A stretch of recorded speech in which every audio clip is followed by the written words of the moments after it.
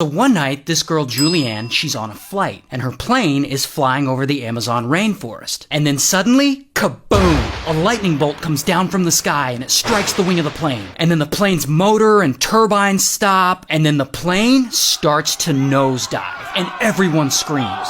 Now, Julianne, she's only 17. She lives in Peru. She just graduated high school the day before her flight, and she's on that plane with her mother. And they had planned to fly home to be with her dad for Christmas. But as we saw, it got struck by lightning. And poor Julianne is terrified. She's still buckled into her seat as the plane starts coming apart around her. And soon enough, she's no longer even in the plane because the plane is in pieces. And she and her seat are free falling straight toward the ground. And she looks down and she can see the ground get closer and closer. And she's so terrified, she just passes out. And then she and her chair fall about 10,000 feet. And then bam, she slams into the ground. The next morning, she wakes up and she's hurt. She's hurt really bad. She's got a concussion, her collarbone is broken. She has a deep cut on her leg and a wound on her upper arm. And she can barely see out of one eye because all the capillaries in it had busted. But still, she somehow survived the fall.